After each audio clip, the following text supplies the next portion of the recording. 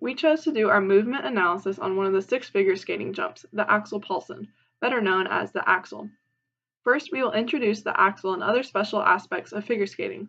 Next, we will show a few of the top flight performances of the Axel and explain what makes these individuals so successful. We will divide the Axel Paulsen into phases and describe the biomechanics of each movement. Then we will compare the single, double, and triple Axel jumps along with their biomechanical similarities and differences. Lastly, we will look at the training implications off the ice for this jump that help enhance performance and can be used as injury prevention techniques. Here we will see Tanya Harding, an Olympic medalist, performing the triple Axel Paulsen. As you can see, the jump happens so quickly but involves so much. We chose to do this analysis to break down how skaters can do this jump so effortlessly and gracefully. Figure skaters are judged on attempted complexity, execution of skills, and artistic merit. Because of their scoring guidelines, they are encouraged to complete more complex skills, but also fulfill a certain aesthetic pleasing to the viewer. The Axel Paulsen is unique from other figure skating jumps in that it is the only jump that has a forward entrance into the jump. It is considered an edge jump because the skaters take off from the left outside edge of their skate without any assistance from the other skate. This is one of the reasons that the Axel is considered the hardest jump to perform. Another factor of this skill that we often don't think about is that while they're performing these highly complex skills, they're doing it all on ice. This allows higher velocity, but also decreases balance and increases risk of injury because of lack of friction. A unique characteristic of figure skating is the biomechanics of the shoe. The curvature is more pronounced in the area just distal or past the ball of the foot, which allows the blade to follow a much tighter turning radius for spins.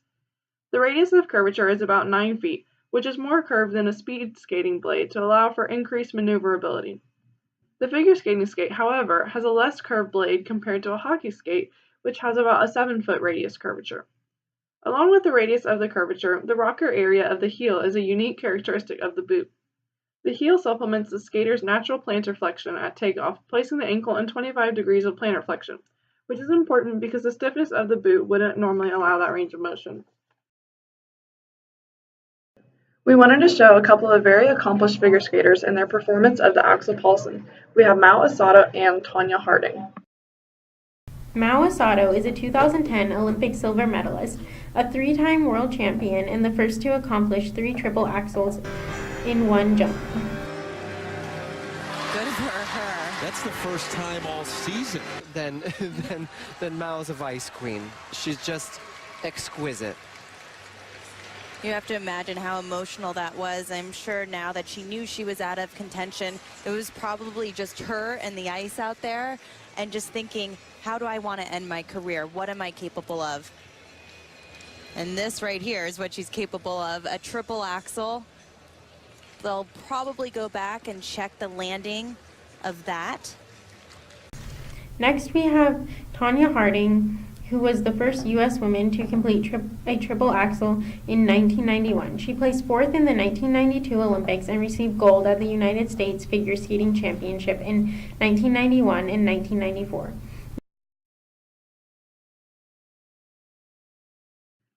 We also wanted to give a comparison and show a few rookie versions of the Axel Paulsen being completed.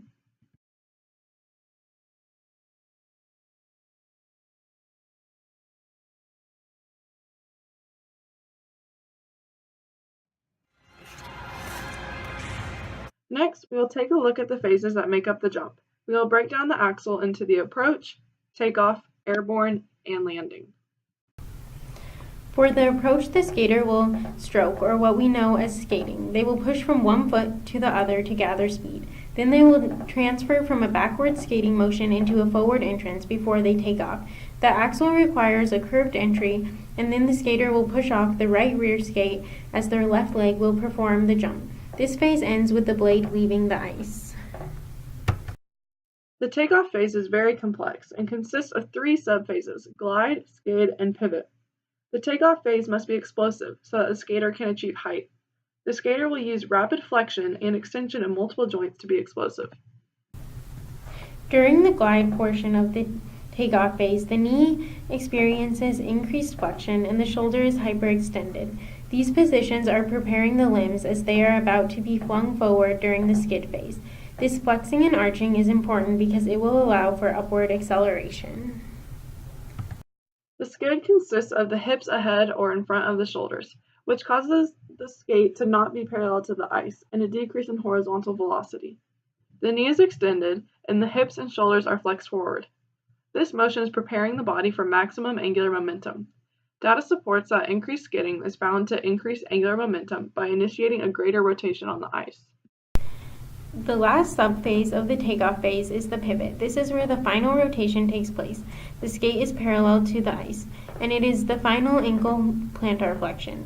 The skater is taking off from the outside edge of the left skate, so all the explosive extension of the knee and hip are being forced through the ankle plantar flexion into the edge of the blade.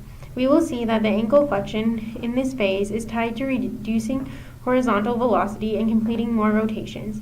The harder the blade is pushed into the ice, the smaller the ankle joint angle is. This causes a greater stress on the blade, making the takeoff more vertical. The next phase is the airborne phase. The skater will be in constant angular momentum.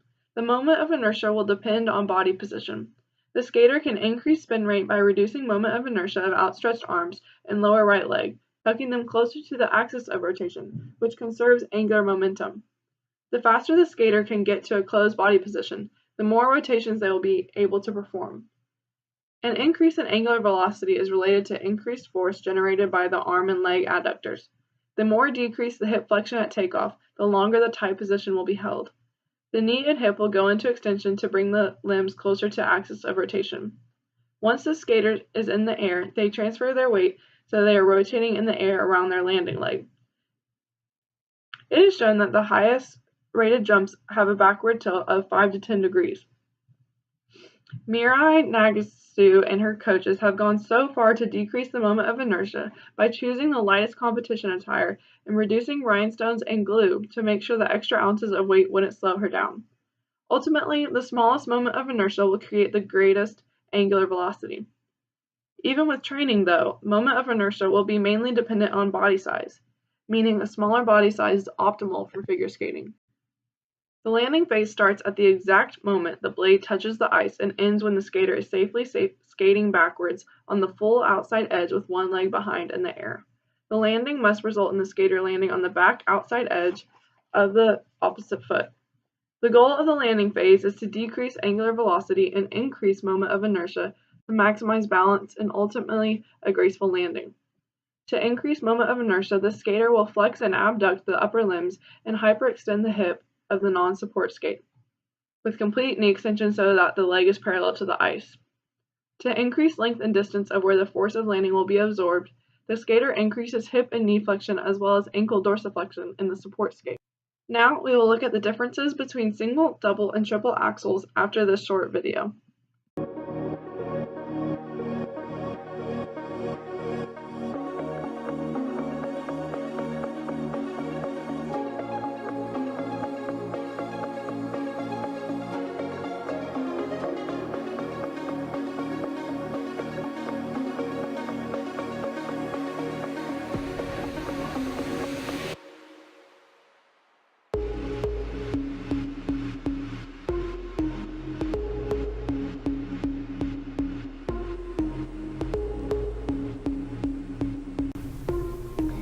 We will see as we look at the data that there are significant differences in the joint angles of the ankle, knee, and hip when comparing single, double, and triple axles. First, let's examine the changes in ankle joint angle. On this graph, the bottom two lines are the double and triple, with the black line being the triple axle. The top lightest line is the single axle. We can see that the triple axle had the greatest change in ankle joint angle, going from the greatest flexion to the greatest extension. This means that the skater was able to push more force through the blade during takeoff to make the takeoff more vertical and less horizontal to complete more rotations. Next, we will take a look at the changes in knee joint angle. I wanted to show you this picture first to get a better understanding of which angle we are talking about. We will be discussing the angle on the posterior side of the leg between the calf and the hamstring of the extended lead leg that is making contact with the ground. According to this graph, with the black line still representing the triple axle goes through the most change in angle. It begins flexed at about 105 degrees and extends to about 170. This extension propels the body upward at a greater force than if the angle change was lesser. Lastly, we will look at the change in hip angle of the supporting lead leg. Once again, the triple axle has the greatest change in angle, from about 100 degrees to 140 degrees. The greater the angle change, the greater the force driven through the body by the muscles to allow for better transition from horizontal to vertical and angular velocity. More momentum is needed to complete more rotations, which is why we see greater angle changes in more complex jumps. To complement that, the takeoff angle increases with each rotation.